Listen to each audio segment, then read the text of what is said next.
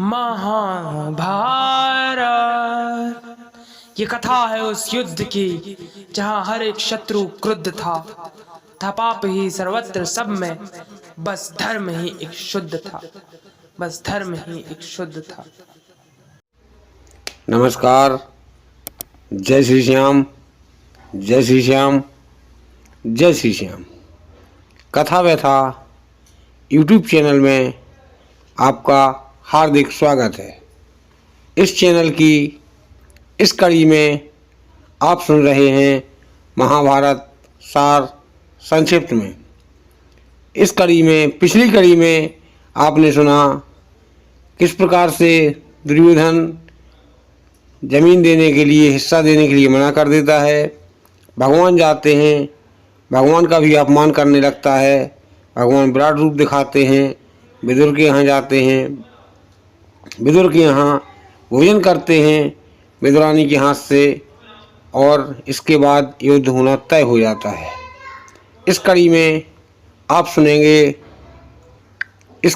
सुनेंगे गांधारी के पास युधिष्ठिर का जाना, और गांधारी और कुंती क्या आशीर्वाद देती हैं। इसके लिए सुने आप किन किन योद्धाओं को बुलाया जाता है, किस प्रकार से दुर्योधन किसके साथ छल कर अपनी सेनाएं मिलाता है। जानने के लिए सुनिए पूरी कथा। जय श्री श्याम, जय श्री श्याम, जय श्री श्याम।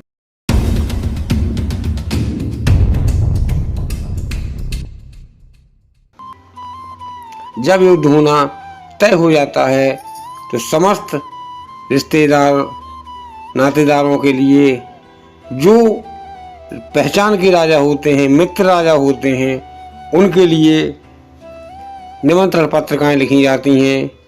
काम बहुत जोरों तोरों से चलता है। एक एक सैनिक के लिए पत्रिका लेकर सभी राजाओं के पास भेजा जाता है कि हाँ, यदि आप मित्रता निभाना चाहते हैं तो आप आएँ, अपनी सेना सहित आएँ, और यहाँ पर आपका स्वागत है और आप युद्ध में भाग लें। कौरव पांडव दोनों अपने अपने रिश्तेदारों के लिए, अपने पहचान वालों के लिए, अपने मित्रों के लिए, सभी के लिए पाती भेजते हैं। इसी प्रकार से समस्त लोग वहाँ पर धीरे धीरे कर इकट्ठे हो जाते हैं, और यहाँ पर दोनों लोग पाती भेजते हैं कृष्ण के पास। दोनों लोग आमंत्रण करते हैं भगवान कृष्ण के लिए, क्योंकि यहाँ पर बलदाऊ जी जो थे वो दुर्योधन के समधी थे। ऐसा कहा गया है, ऐसा लिखा हुआ है। एक बार दुर्योधन की पुत्री जो थी, उस पर बलराम जी के पुत्र ने एक बार जंगल में शिकार करने के लिए बलराम जी के पुत्र आ रहे थे, और दुर्योधन की पुत्री किसी और राज्य से वापसी होकर वहाँ जा रही थी। एक तालाब, सरोवर का किनारा था। वह पुत्री वहाँ जाकर रथ पर बैठी सहेलियाँ जाती हैं, पानी भर कर लाती हैं। वहाँ पर गर्मी का समय था और वह आराम करती है छाया में। वहीं पर बलराम जी के पुत्र आ जाते हैं और वो उन्हें देखकर मोहित हो जाते हैं और पता करते हैं। तब उन्हें पता चलता है कि यह तो दुर्योधन की पुत्री है। वह अपने स्थान पर, अपने घर पर वापसी चले जाते हैं, द्वारकापुरी वापसी चले जाते हैं और अन्न और जल त्याग देते हैं। माता पूछती हैं कि पुत्र बात क्या है, तब वह कुछ नहीं बताते हैं। बलराम जी पूछते हैं कि बात क्या है, वह कुछ नहीं बोलते हैं। आखिरकार मधुसूदन भगवान कृष्ण जाते हैं और उससे पूछते हैं कि हे पुत्र, बताओ, किसी ने तुम्हारा अपमान किया है या किसी ने तुम्हें परेशान किया है? कौन सी वजह है जिससे तुमने अन्न जल त्याग दिया है? बताओ, मैं तुम्हारी इच्छा अवश्य पूर्ण करूंगा। इस पर बलदाऊ जी के पुत्र कहते हैं कि ना ही मेरा किसी ने अपमान किया है, ना ही मुझसे कुछ गलत कोई किसी ने बोला है। किसकी औकात है इस धरती पर जो मेरे से अपमान कर दे मेरा, या मुझसे कुछ गलत बोल दे। फिर भगवान कहते हैं फिर बात क्या है। इस पर वह कहता है कि मैं दुर्योधन की पुत्री से शादी करना चाहता हूँ। यदि मेरी शादी उससे नहीं हुई तो मैं अन्न जल त्याग दूंगा और मृत्यु को अपने गले लगा लूंगा। इस पर बलराम जी भड़क उठते हैं और कहते हैं नहीं, यह संभव नहीं है, ये कैसे हो सकता है। इस पर भगवान कहते हैं क्यों नहीं हो सकता है, होने को तो कुछ भी हो सकता है। आखिरकार सभा जुड़ती है, सभा में मंत्रणा होती है और मंत्रणा होने के बाद पुत्र से भगवान कह देते हैं कि जाओ पुत्र, हम तुम्हारी इच्छा अवश्य पूर्ण करेंगे, हमें कुछ दिन का समय दीजिए और जाओ जाके अन्न जल ग्रहण करो। वह भगवान के गले लग जाता है, अपने काका श्री के गले लग जाता है, वहाँ पर जाकर अन्न जल ग्रहण करता है, खुशियाँ मनाता है। यहाँ पर सभा जुड़ती है और वहाँ उसी सभा में जाकर दुर्योधन के लिए एक निमंत्रण लिखा जाता है, एक पत्र लिखा जाता है।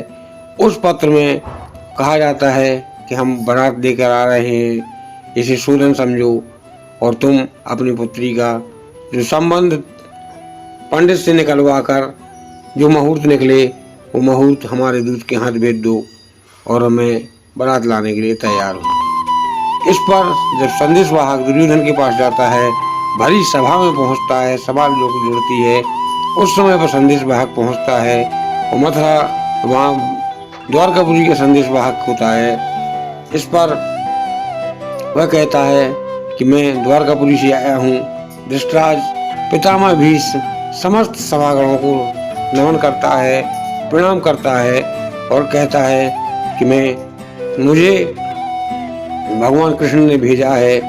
तब समस्त लोग कहते हैं कि हाँ कहिए क्या बात है। तब वह कहता है कि बलराम, जो कृष्ण के बड़े भाई बलराम हैं, उनका पुत्र आपकी पुत्री से प्रेम करता है और वह आपकी पुत्री दुर्योधन की पुत्री से शादी करना चाहता है। इसके लिए उन्होंने कहलवा भेजा है कि मैं 1 रात 2 रात रुक सकता हूँ, आप पंडित से पूछें। पंडित से पूछने के बाद जो भी मुहूर्त निकले आप उसे मुझे बता दीजिएगा, मैं संबंध करने के लिए तैयार हूँ। इस पर दुर्योधन भड़क उठता है और कहता है कि वह मेरी पुत्री है, मैं उसके साथ कभी भी संबंध तय नहीं कर सकता हूँ जिससे मेरी बुराई चल रही हो, जो मेरी अवज्ञा करता हो और उन पांडवों का साथ देता हो। इस पर कहता है कि यदि गैर सेना नायकों से कहता है कि इस दूत का वध कर दो। इस पर पितामह भीष्म कहते हैं दुर्योधन रुक जाओ, यदि तुमने इस दूत का वध कर दिया तब तुम्हारा हस्तिनापुर नहीं बचेगा, कृष्ण और बलराम दोनों इसका सर्वनाश कर देंगे और इसमें भला इसी में है कि दूत को छोड़ दो। दूत को छोड़ दिया जाता है और दुर्योधन कहता है कि मैं किसी भी कीमत पर किसी भी हाल में यह संबंध नहीं करूँगा। इस पर दूत जाता है, भगवान मधुसूदन बैठे होते हैं, बलदाऊ जी वहाँ पर नहीं थे। तब दूत जाता है और दूत भगवान को सारी बात बता देता है।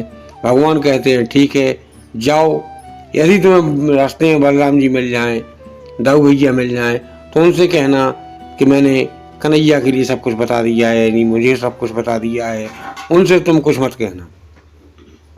इस पर दूत वापसी चला जाता है। इत्तेफाक से कि दाऊ भैया उसे नहीं मिल पाते और दूत अपने घर को चला जाता है। जब शाम को कहीं बाहर से दाऊ भैया लौटते हैं तब भगवान उन्हें बुलावा भेजते हैं और भगवान के पास बैठते हैं। भगवान दाऊ भैया को बुलावा भेजते हैं, दाऊ भैया भगवान के पास आते हैं और कहते हैं कि हे कन्हैया मुझे क्यों बुलाया, बताओ।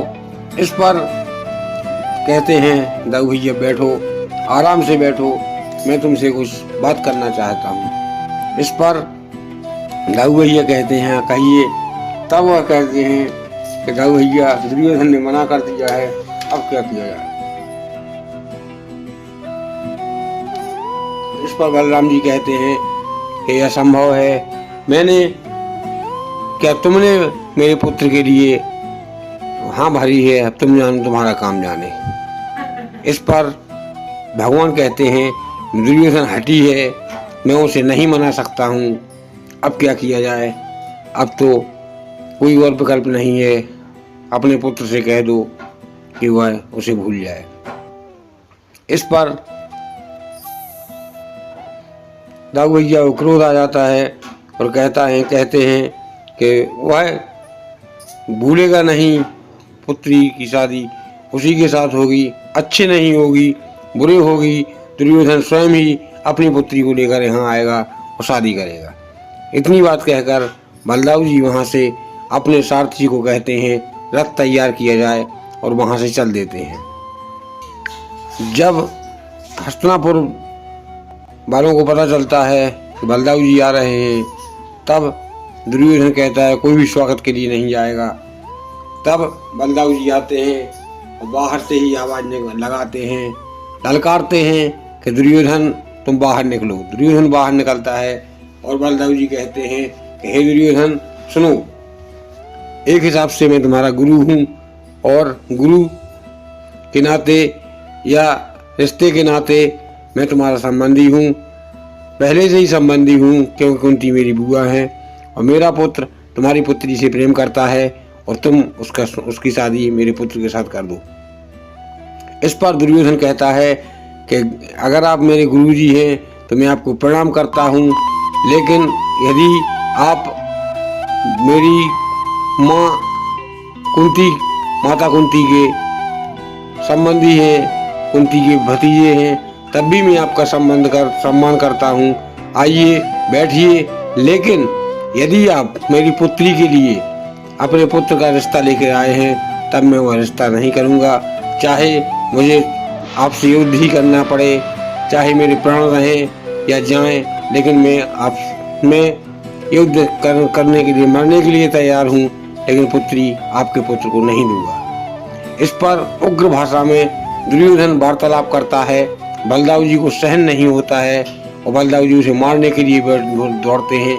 इस पर पितामह भीष्म कहते हैं कि हे भगवान, हे बलदाऊ जी रुकिए, आप अनिष्ट मत कीजिए, वरना आपके हाथों एक हत्या हो जाएगी। आप किसी और रास्ते से इसे मना सकते हैं या कुछ भी कर सकते हैं, लेकिन आप अपने हाथ इसके खून से मत रखिए। ये तो हठी है, दुष्कर्मी है, यह कुछ नहीं जानता है कि आप कौन हैं और भगवान कौन, कृष्ण कौन है, मैं जानता हूँ, लेकिन आप ऐसा कुछ मत कीजिए। इस पर बलदाऊ जी समझ जाते हैं और अपना विराट रूप बनाते हैं। विराट रूप बनाकर अपना हल बढ़ाते हैं और उस हल की नोक से पूरे हस्तिनापुर को उठा लेते हैं। हस्तिनापुर को उठाकर कहते हैं दुर्योधन अभी भी तुम्हारे पास समय है, यदि तुमने कुछ 1 सेकंड 10 सेकंड के अंदर में जवाब नहीं दिया तब मैं इस पूरे हस्तिनापुर को समुद्र में ऐसा फेंकूंगा कि कभी भी हस्तिनापुर जमीन में से बाहर, समुद्र में से बाहर नहीं निकल पाएगा।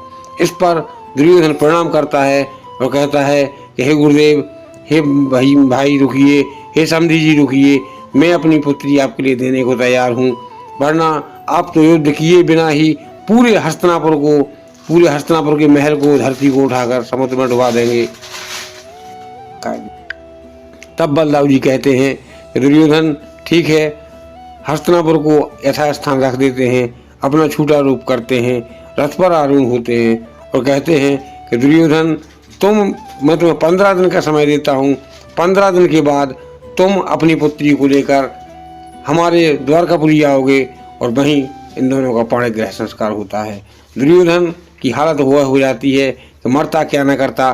दुर्योधन अपनी पुत्री को लेकर जाता है और बलदाऊ जी के पुत्र को सौंप कर शादी कर अपने हाथ जो देना होता है दहेज का सामान भरकर रानी, अपनी पत्नी, अपनी माता, अपने पिता समेत समस्त लोगों के साथ हस्तिनापुर से कूच करता है और द्वारकापुरी पहुंचता है। द्वारकापुरी में उन सभी लोगों का, सभी कौरवों का और सभी हस्तिनापुर वासियों का खूब सा सम्मान होता है।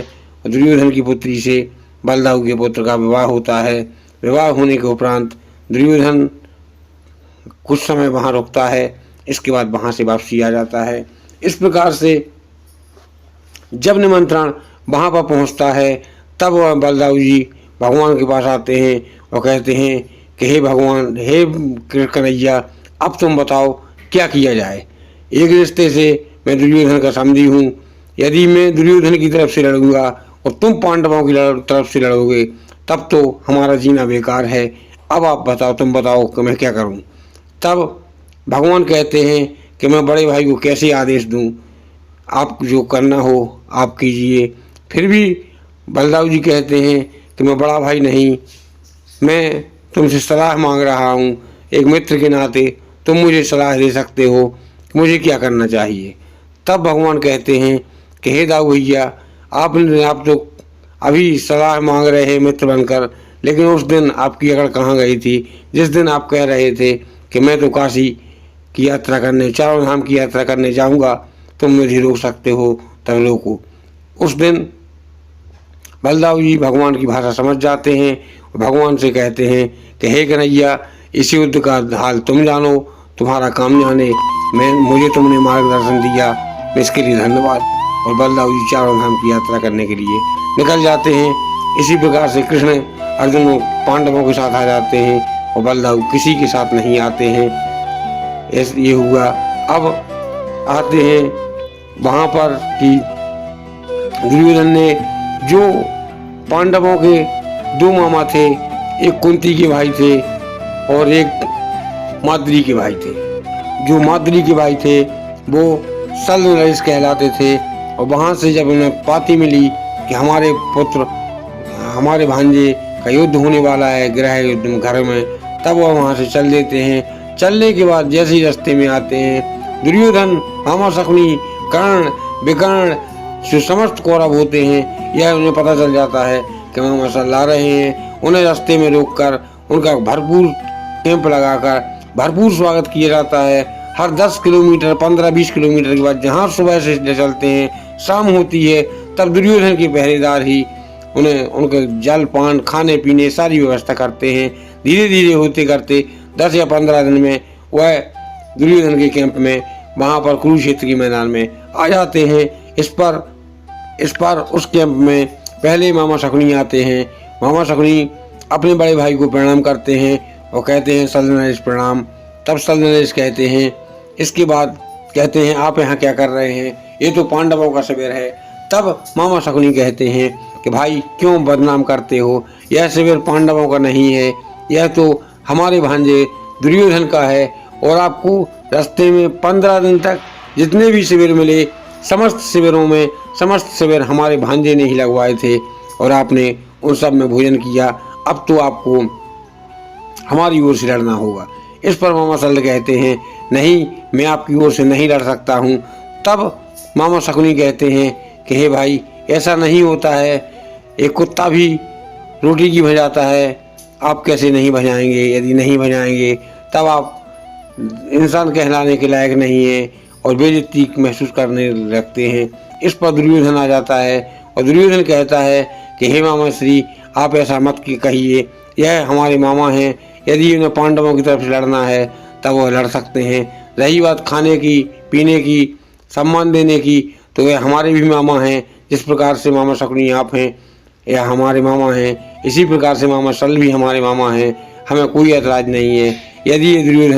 यदि ये पांडवों की तरफ से लड़ना चाहते हैं तब लड़ सकते हैं, लेकिन इतना ज़रूर कहूँगा मैं कि नमक खाने के बाद नमक हरामी नहीं की जाती है, नमक हलाली की जाती है, नमक हरामी नहीं की जाती है। इस प्रकार से दुर्योधन के वचनों को सुनकर मामा सल कहते हैं, ठीक है भांजे दुर्योधन, तुमने छल से मुझे छल लिया है और मुझे अपमान सहकर जीवित नहीं रहना चाहता हूँ, चाहे भले मेरे प्राण रहें या जाएं, लेकिन मैं एक शर्त पे तुम्हारे साथ में युद्ध करूंगा कि मैं अपने भांजों पांडवों से मिलने अवश्य जाऊंगा। इस पर दुर्योधन कहता है, ठीक है आप जा सकते हैं, लेकिन हर समय मिलने नहीं जाएंगे, केवल आपको एक दिन का समय दिया जाएगा। इस प्रकार से मामा सल पांडवों के पास जाते हैं, पांडवों को अपनी पूरी बात बताते हैं। पांडव लोग कहते हैं कोई बात नहीं मामा जी, आप उनकी तरफ से लड़िए, मुझे कोई ऐतराज़ी नहीं है। यदि आपने जवान दे दी है तो जवान का हमेशा ख्याल रखा जाता है। इस प्रकार से मामा सल उनकी ओर से युद्ध करने के लिए तैयार हो जाते हैं। शेष अगली कड़ी में। यदि आपको वीडियो अच्छा लगा हो